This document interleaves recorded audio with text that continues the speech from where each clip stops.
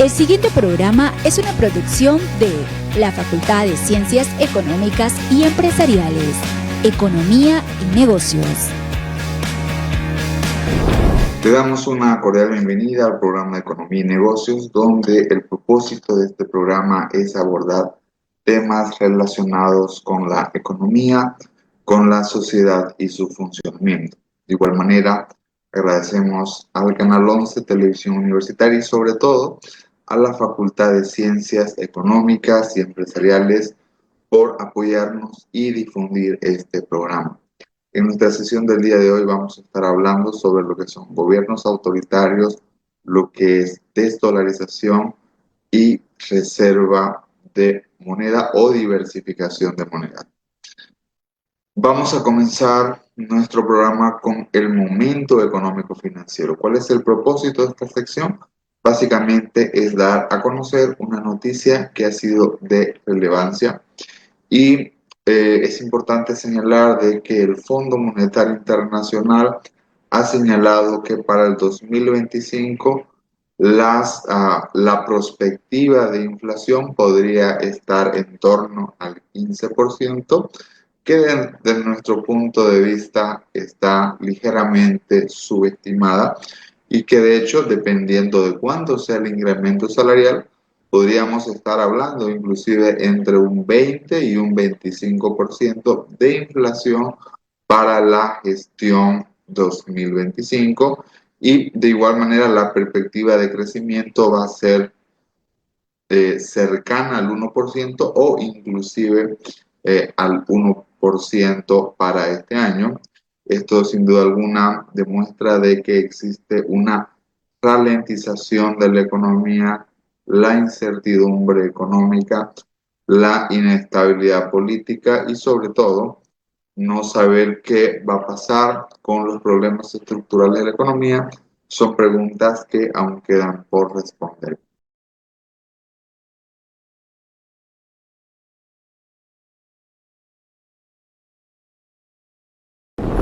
Como habíamos mencionado previamente, hoy tenemos una entrevista especial. Vamos a estar conversando sobre gobiernos autoritarios, desdolarización y diversificación de monedas de reserva.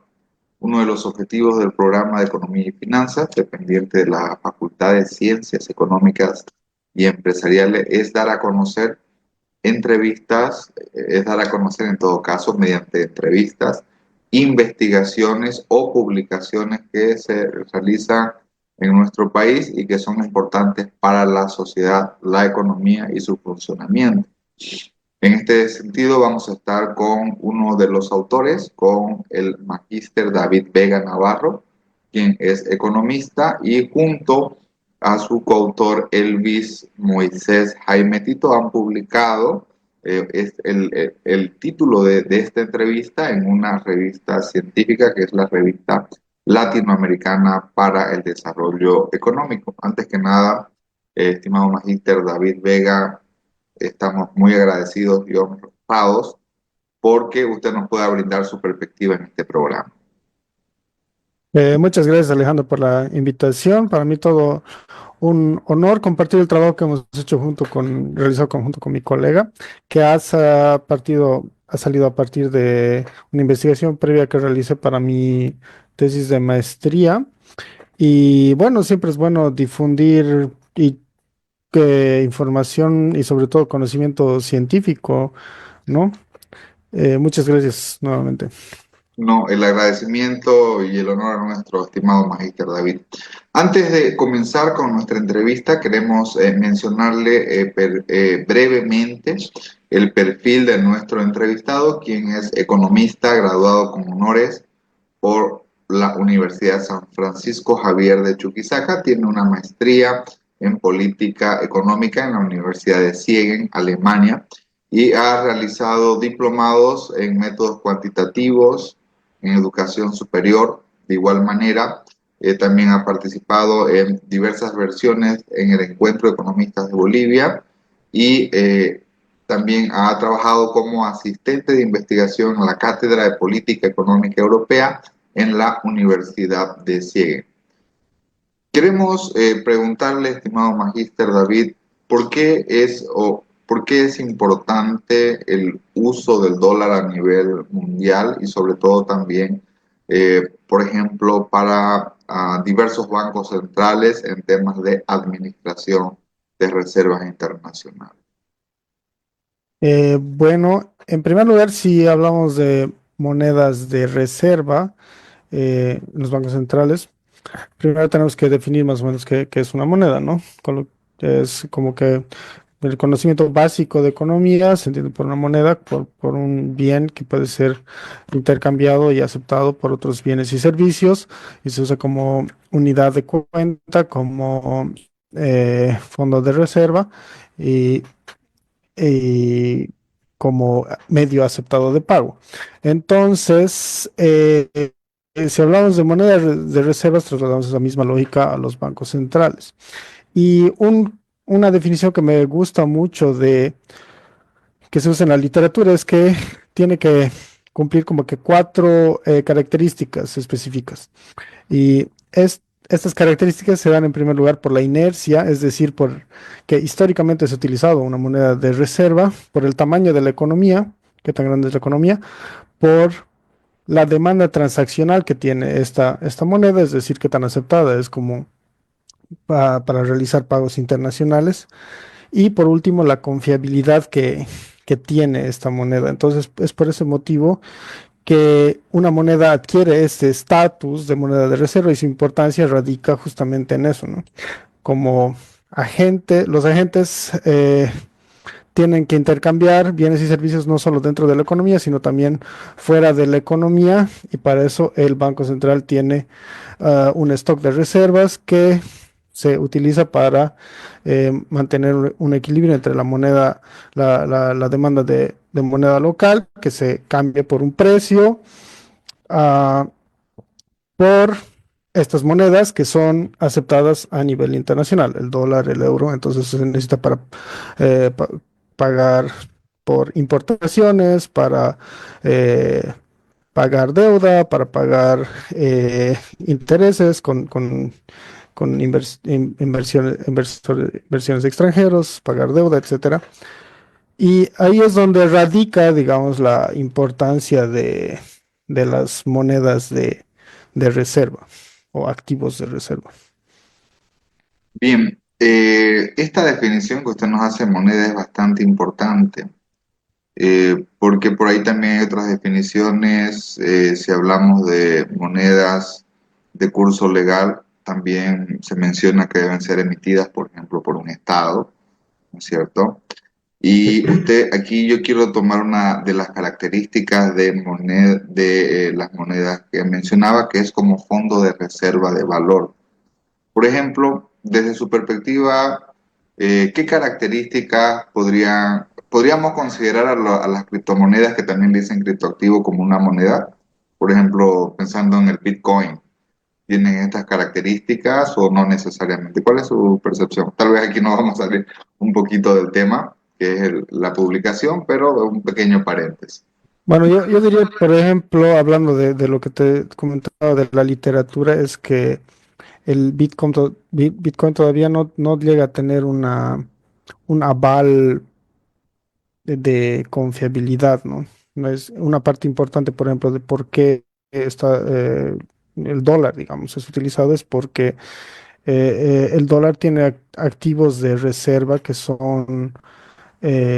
no son volátiles, digamos, donde las tasas de interés se mantienen relativamente estables y los inversores pueden refugiarse, digamos, en las letras del tesoro y también los bancos centrales. Los bancos centrales no, por ejemplo, el Banco Central de Bolivia por norma no puede invertir en activos que sean riesgosos. Y creo que ese es un problema que tiene el Bitcoin, que es muy volátil y últimamente ha ido muy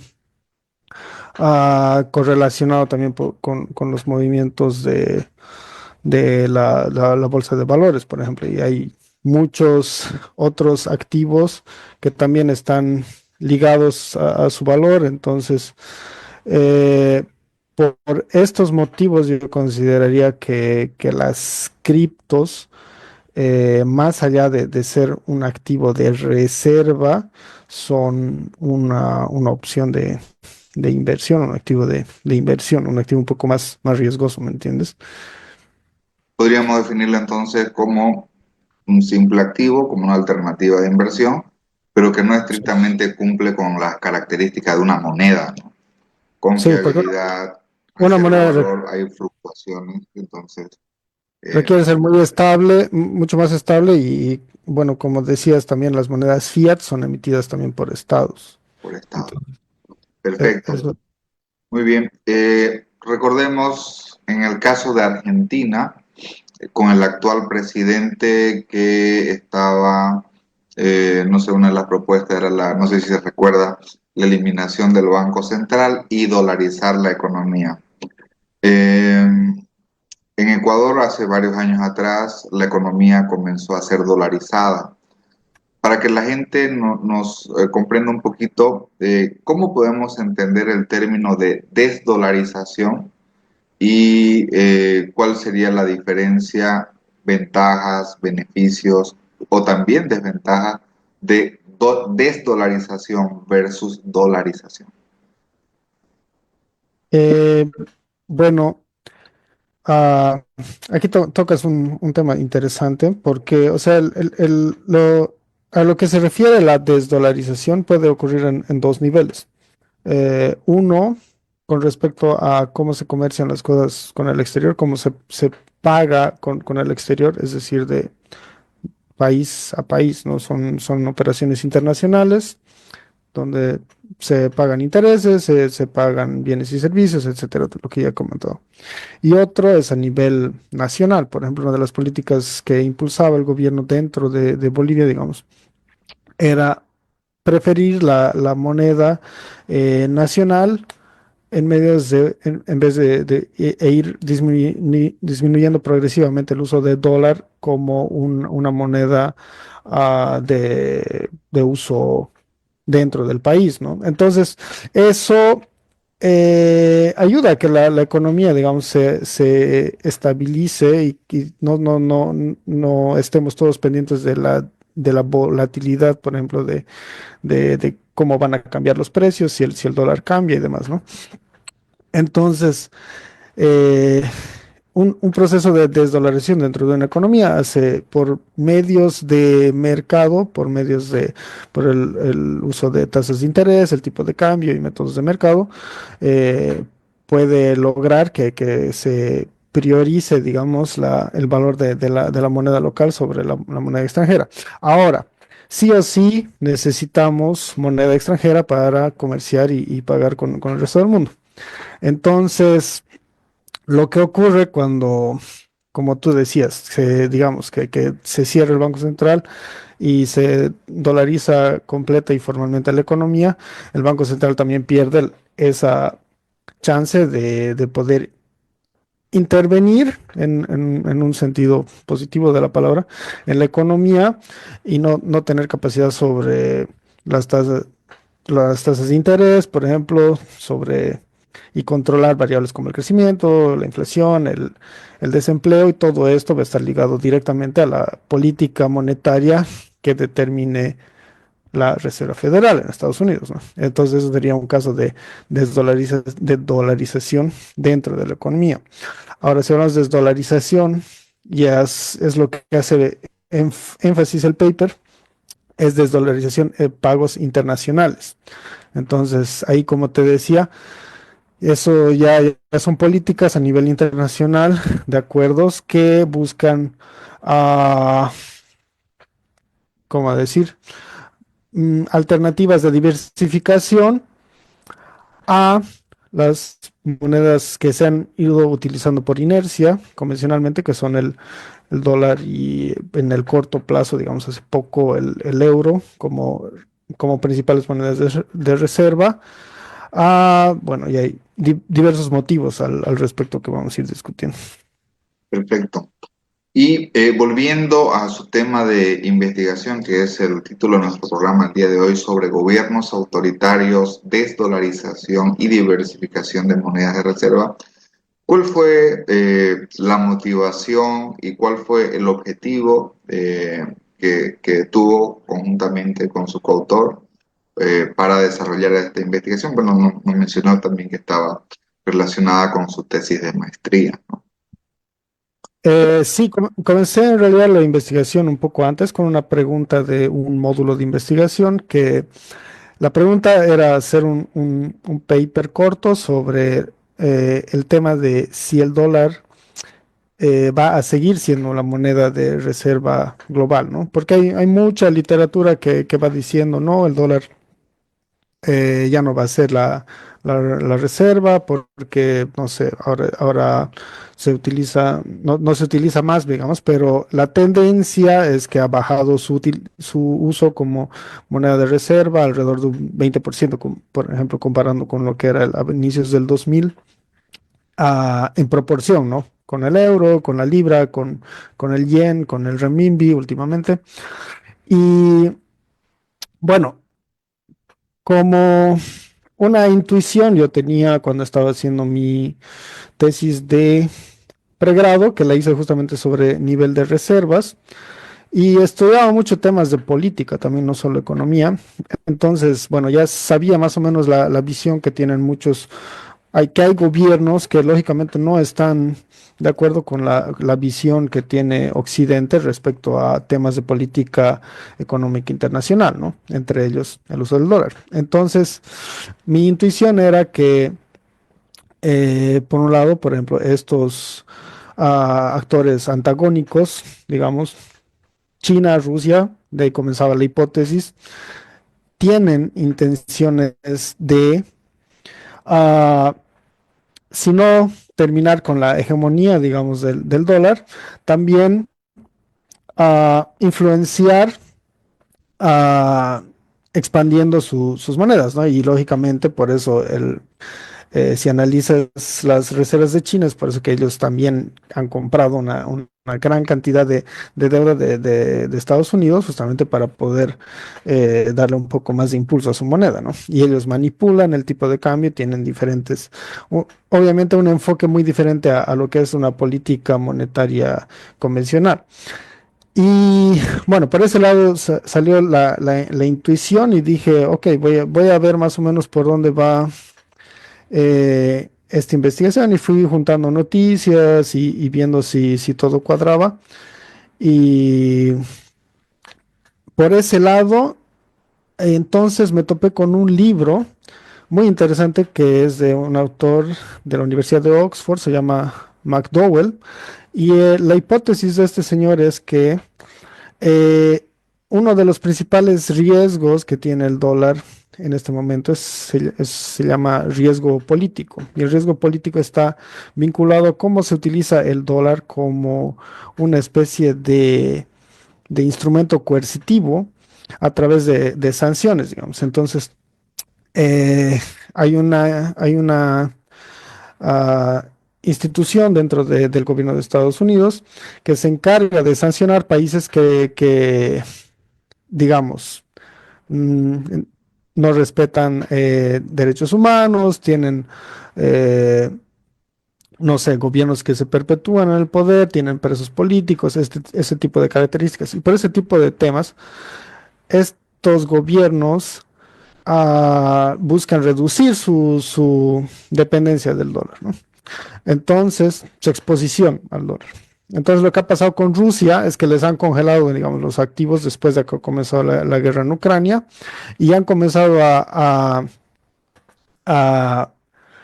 a comprar, a invertir en otras monedas fuera del dólar porque era la única opción que tenía. Entonces, la hipótesis del señor del libro es justamente eso, o sea, mientras más expuestos se vean los países a sanciones o a controles de capital o a este tipo de políticas coercitivas por Occidente, también van a quererse alejar del dólar, digamos. Y es relativamente es una fracción relativamente importante en temas de Producto Interno y de población, sobre todo, ¿no? Entonces, de ahí más o menos surge la idea. Perfecto. Y según su investigación, ya trabajando con datos, ¿cuáles son los resultados que obtiene en esta relación de eh, de gobiernos autoritarios y desdolarización. Bueno, cómo se ha planteado la pregunta es relativamente sencilla porque son datos de corte transversal de dos periodos que son seguidos, 2021 y 2022. Y primero había tomado como una variable proxy a los, ¿cómo se llama esto? Votos en Naciones Unidas. Porque en las Naciones Unidas se debaten diferentes tipos de política económica internacional, ¿no? Entonces, tipo de eh, las resoluciones tienen que ver con armamento, justamente con sanciones, con disputa de territorios, con cómo a dónde se destina, por ejemplo, ayuda internacional, etcétera, etcétera. Y con esto buscamos armar como un indicador de cercanía política, como decimos. Entonces es como nos ayudaba a hacer una proxy de decir, ok, ¿qué rasgos hacen que los gobiernos se vinculen un poco más entre ellos, ¿no? Y por un lado teníamos este tema utilizamos como indicador el índice de democracia de The Economist, que es un índice que lógicamente está algo parcializado respecto a lo que se entiende por democracia en Occidente, pero tiene una buena cantidad de indicadores como que sí, el respeto por la división de poderes, derechos humanos, ah, opción de perpetuación en el poder, etcétera, etcétera, que dan como una pauta de tratos autoritarios. Entonces, dentro de eso, en las regresiones, digamos, que hicimos en el paper, vimos que había como una distinción entre los votos en común que tenían gobiernos con rasgos autoritarios y gobiernos un poco más democráticos. Ahora, aplicando esa misma lógica, digamos, agarramos noticias que se hicieron muy recurrentes sobre China, Rusia, India, Brasil, Sudáfrica, que tenían no, diferentes encuentros, digamos, diplomáticos, donde uno de los tópicos importantes era este tema de popularizar más sus monedas para un uso internacional, ¿no? De multilateralismo y demás. Entonces, de ahí nacía la pregunta, ok, están, estos cinco países están buscando, o principalmente China y Rusia, ¿no? Brasil en un grado intermedio, y India y Sudáfrica no tanto, están buscando que otros gobiernos que se adhieran a sus ideas, ¿no? Entonces, de la misma forma, buscando noticias, decían, ¿no? Si el gobierno de X país estamos de acuerdo con realizar pagos en esta otra moneda, podemos comprar petróleo, podemos negociar gas, podemos negociar, etcétera, etcétera. Y bueno, eso coincidía, otra vez armando las regresiones, dijimos, ok, como un estudio de mercado, ¿no? Tienes un grupo de 150 personas y vas a decir, bueno, ¿qué factores en común más o menos tienen estas personas, estos individuos que están de acuerdo con impulsar este tipo de políticas? Y también daba una relación estadística positiva, ¿no? Entonces, más o menos va en línea con lo que te decía del libro, que gobiernos propensos a sanciones, es decir, también contratos autoritarios, eh, tienen, o sea, si bien no están desdolarizados, porque de hecho las regresiones muestran que siguen teniendo la mayor parte de sus reservas en dólares, pero tienen la intención eh, de darle chance a estas iniciativas de desdolarización. Y también importante es que, o sea, no es solo la intención, sino también que los gobiernos autoritarios suelen ser más persistentes. O sea, ese es el tema de las regresiones de corte transversal, ¿no? Es como, no estamos hablando de gobiernos que van a cambiar de aquí a 2, 3 años. Entonces, nuestra intención era sacar como una fotografía, digamos, un punto de partida y decir, bueno, hay estas intenciones y veamos qué implicaciones pueda tener en el futuro, ¿no? Porque son gobiernos que también inciden en las decisiones del Banco Central, por ejemplo. Entonces, es algo que da para pensar en el futuro, ¿me entiendes? Perfecto, muy bien, nos queda claro. Aquí ya creo que nos ha respondido una pregunta que teníamos, pensábamos realizarle, el rol que ha tenido las BRICS. En especial, bueno, ya nos ha mencionado, ¿no? Que estos gobiernos buscan promover sus monedas, unos países más en mayor grado que otros. Pero creo que aquí un país que puede estar liderizando entre todos estos es China, ¿no? Si Sí, vemos, por ejemplo, lo que ha hecho China con ciertos gobiernos puedo mencionar dos ejemplos, el caso de Argentina, el caso de Ecuador, no estoy seguro si el caso de Perú también, con swap sí. de divisas renminbis chinos, valga la redundancia, que desde luego estos países lo hacen para fortalecer sus divisas. Aquí, cuál es el objetivo también? El objetivo de China es un poco tener una perspectiva económica, política, con mayor uso del renminbi, tener mayor relacionamiento económico con estos países. ¿Cuál es su lectura al respecto? En el caso puntual de China, ¿no? Bueno, ah, sí, sí, ahora hablamos un poco más de mi lectura, es como que con tanto que investigar al respecto, y aquí en la uni también he trabajado en varias investigaciones que implican a China. China lógicamente tiene un interés expansionista, ¿no? En el sentido principalmente antagónico hacia Occidente, ¿no? Es como que por la misma ideología del partido en China se entiende que quieren llegar a un objetivo internacional, ¿no? No solamente que el partido comunista, digamos, sea solamente en China, sino ver a un nivel global, ¿no? Entonces, hay, como tú dices, inversión china en África, en Sudamérica, en otras partes de Asia, y por esos medios han buscado visibilizar su soft power, digamos, ¿no? Y también físicamente, por ejemplo, hay un gran proyecto, ¿no? En Perú sobre este puerto, que no me acuerdo el nombre ahorita. Y otra cosa son los swaps, ¿no? Que mencionabas, que son también hemos analizado esa parte en el paper, ¿no? No solamente son buenos ejemplos, digamos, Argentina, Perú, pero hay muchos otros países que han, que han, que han recibido swaps con China, y también otra estrategia de internalización del renminbi es por medio de los sistemas de pagos que también ya se están popularizando. Y en tema de pagos internacionales, el renminbi es en este momento la cuarta reserva más utilizada. O sea, no reserva, perdón, la cuarta moneda de reserva, ¿no?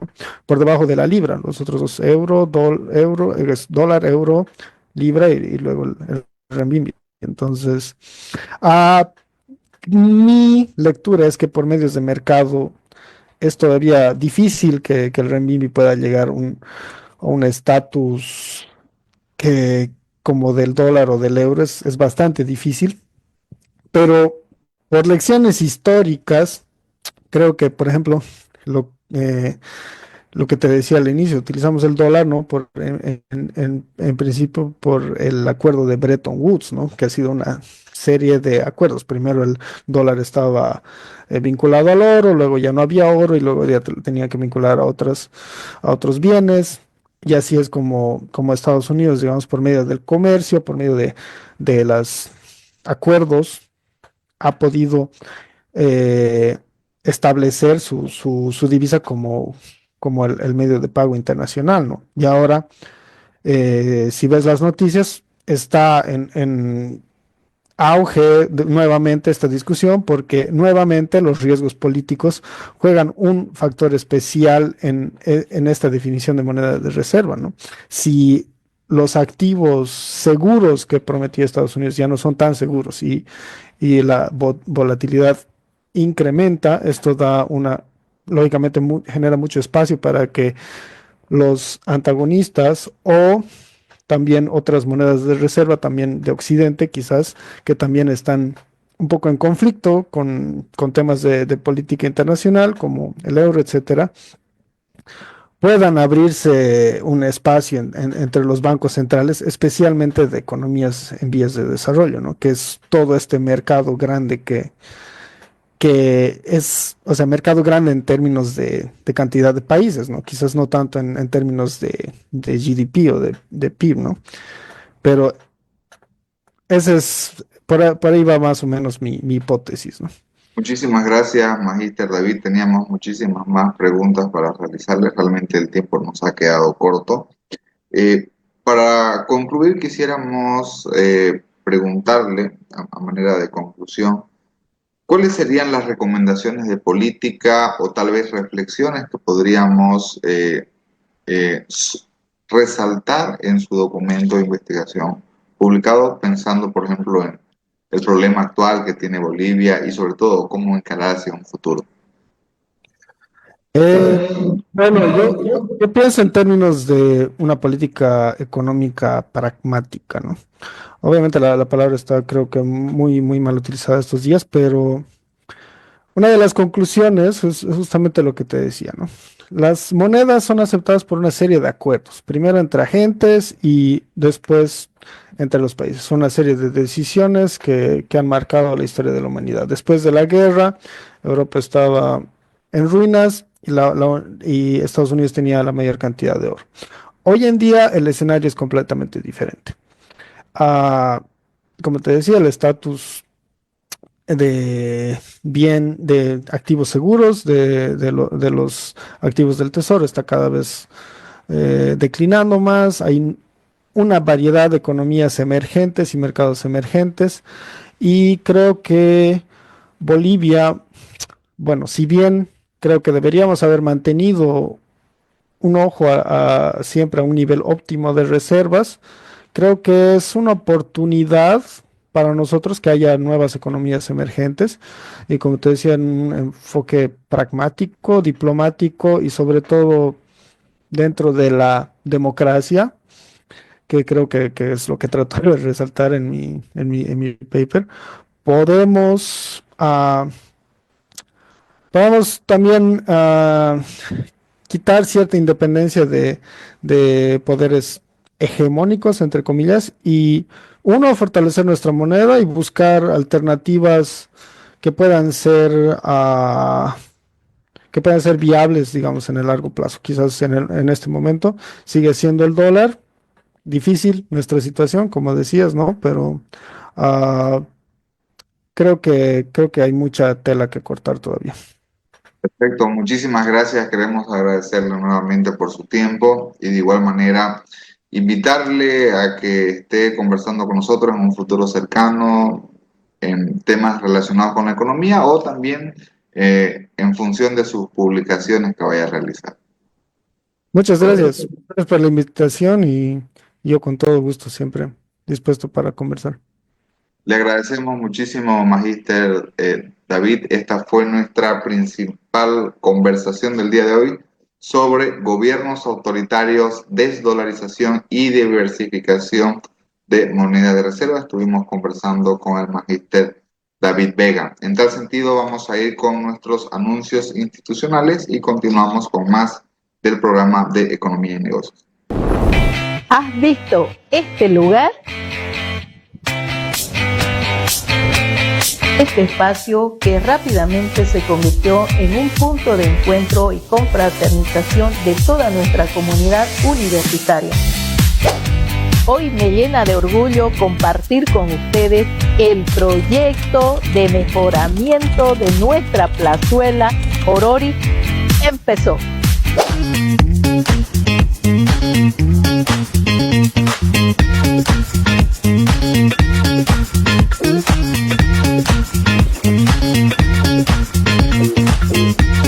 Durante nuestra gestión hemos gestionado todas las mejoras necesarias para transformar este lugar en un espacio muy especial para toda nuestra comunidad universitaria.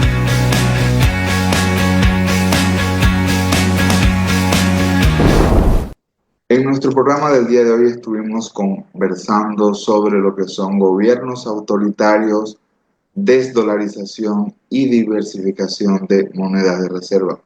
Cuando hablamos de una moneda, estamos hablando de ciertas características. Si es una moneda fiat, por ejemplo, significa que ha sido emitida por un Estado y por lo tanto existe un curso legal correspondiente. Hablamos, por ejemplo, el peso chileno, el peso argentino, el boliviano, emitida por el Estado de Bolivia y así sucesivamente. Otra de las características de una moneda es que tiene una unidad de cuenta, tiene un fondo de reserva o permite utilizar esa moneda para de que acumule un valor. Es un medio de pago comúnmente aceptado, digámoslo así. También tiene una demanda transaccional y sobre todo es de confianza. Esa es una de las principales características, por ejemplo, para ser utilizado el dólar como moneda extranjera en comparación, por ejemplo, con el Bitcoin u otros criptoactivos que no tienen estas características de fondo de reserva de valor, que sean estables, que sean emitidas por un Estado o que tengan un nivel de confiabilidad. Cuando hablamos de desdolarización, lo podemos hablar desde dos puntos de vista, una a nivel de pagos internacionales y otro a nivel de funcionamiento de la economía interna.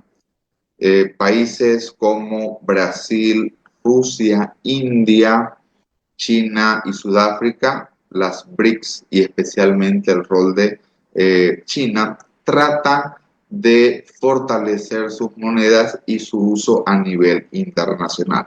Por otra parte, la tendencia es que ciertos gobiernos autoritarios también tratan por utilizar menos el dólar y diversificar sus monedas hacia otras que son distintas del dólar, ¿no? Entonces podemos saber de que hay una afinidad política, la relación entre la economía, la política es bastante, la relación es muy fuerte y por otra parte el dólar está vinculada también con un riesgo político.